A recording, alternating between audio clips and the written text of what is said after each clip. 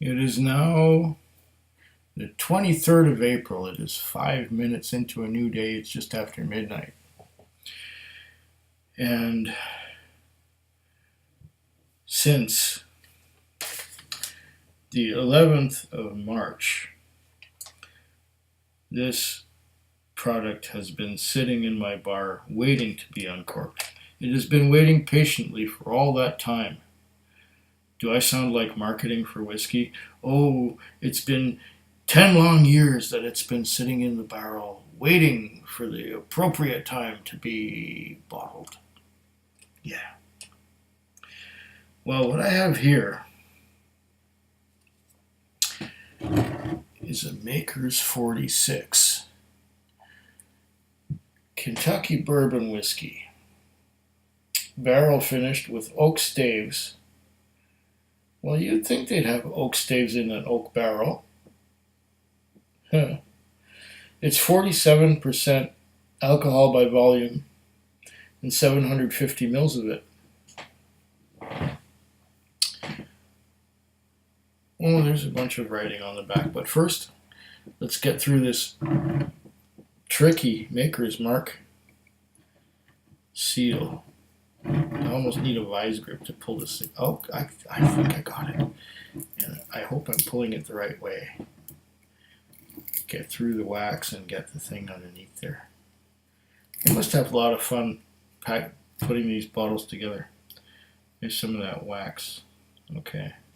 Or is it a wax or is it a plastic? I don't know. I don't know what their formula is. I'm not a chemist. Okay. And there is... Oh, it's a cork. Okay. It is a plastic cork. It is a Maker's Mark 46.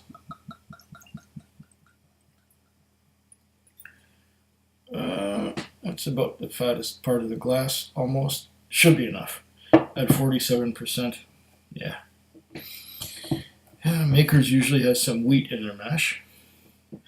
What does it say on the back here? On the front it says a couple of redundant things.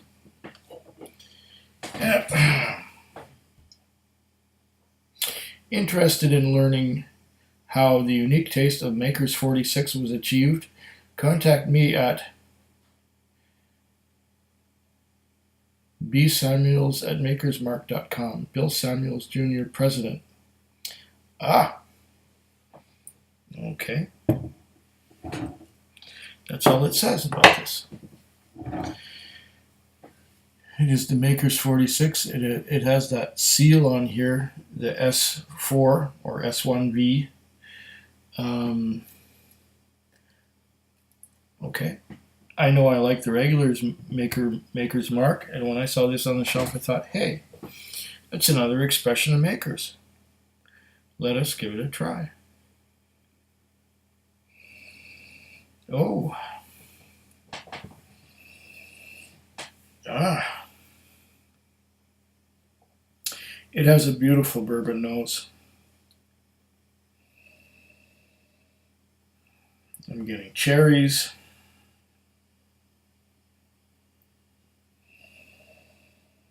Now I'm getting vanilla. I'm getting caramel. What is that? What else am I getting? Oh, it's lovely. Is that corn?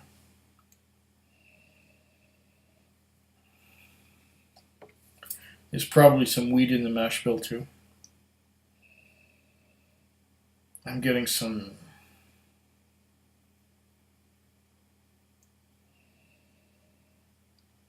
something grassy and nutty at the same time.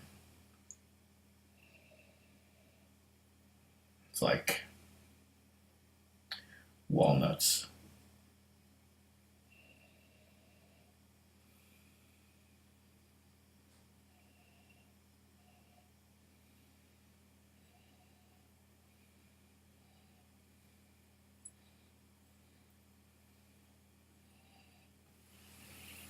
First I got cherries, now I'm getting nuts.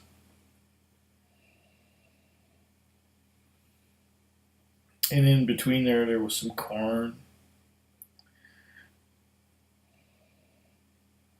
And some toffee.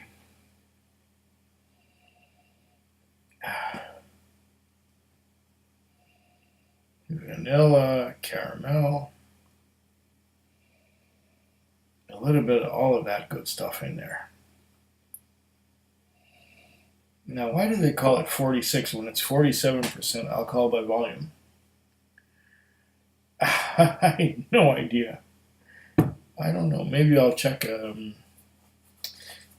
There's got to be some kind of a website for this stuff. Makers 46. Well, I've had Makers several times, but never the 46, so this is a first. It is rich.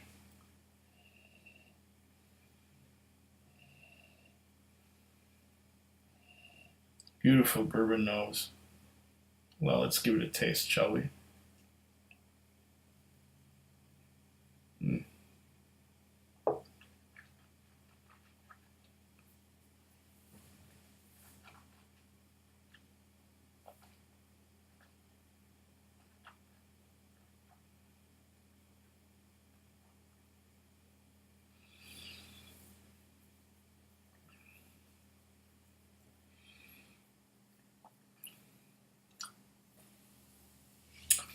Ooh.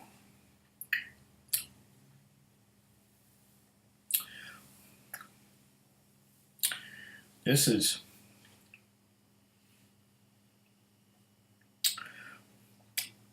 special.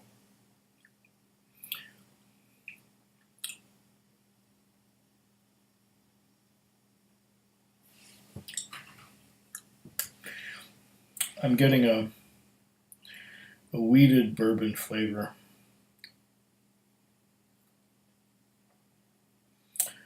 I'm not getting any cherries on the palate. I'm getting a mixture of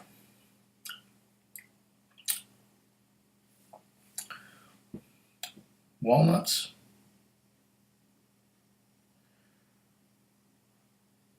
vanilla, and caramel, but not pure caramel. It's like a toffee caramel.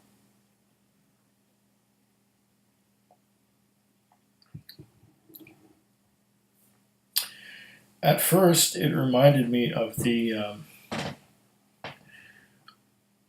on the nose of that bourbon from Brooklyn. What was that called again?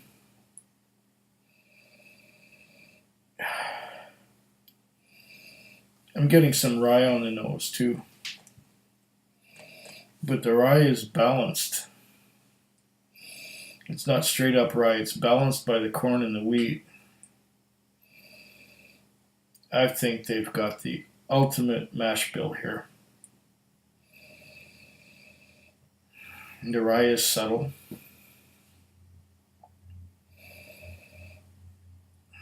The wheat softens the rye. And then, of course, there's all the corn. And from the fresh barrels, yes, there's vanilla. I'm getting lots of vanilla now on the nose. There's caramel too, but it is subdued compared to the vanilla. This one changes beautifully as it goes along. The taste again.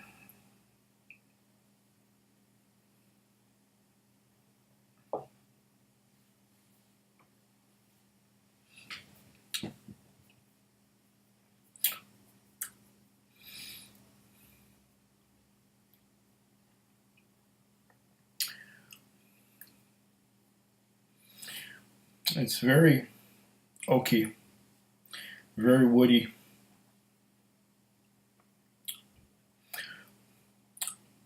Tastes like chewing on toothpicks, oak toothpicks.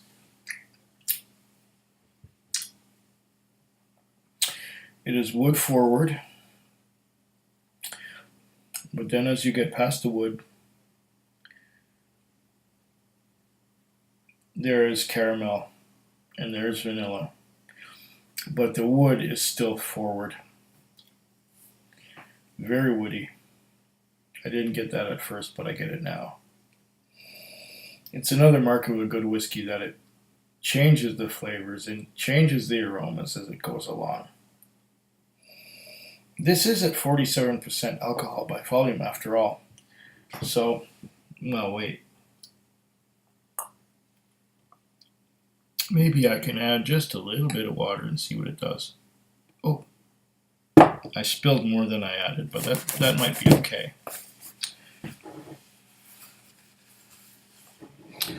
Spilling is not such a bad thing when you're trying to control the amount that goes in the glass. And if all that I spilled went in the glass, it would have been too much, I think. Now, let's see now. Oh, now I'm getting cherries again now that I added water.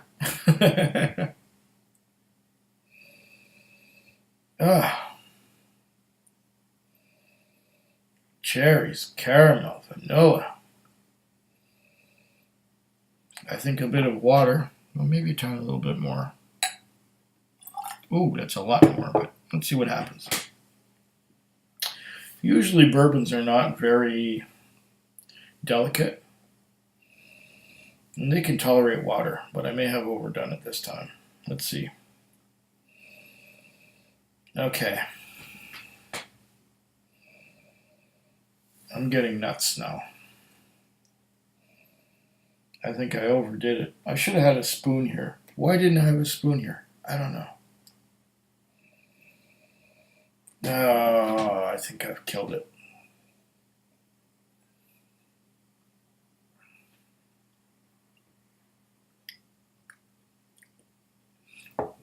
Oh.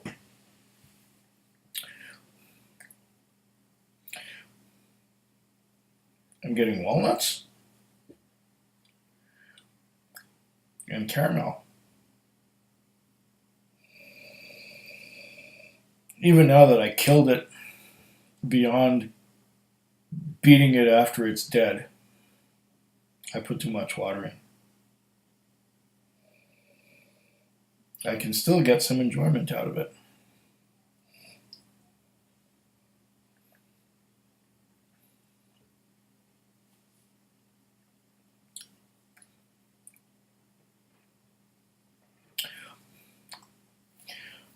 There's a bit of cherry left.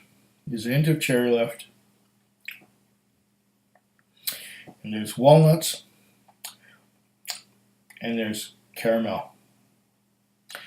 The vanilla is gone. But that's okay. Wait a minute. In the aftertaste, there's a little bit. There's a bit of bitterness.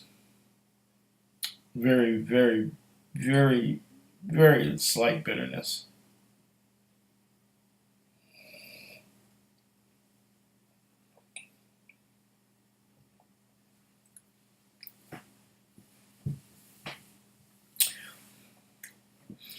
And caramel and walnuts. And once again, towards the end, along with the caramel, there's a slight bit of vanilla and the oak, the wood, like chewing on toothpicks. This is good. I'm going to enjoy this one, and I'm going to enjoy seeing it do a bit of oxidizing. Oh, that was a beautiful bourbon burp too. Don't ever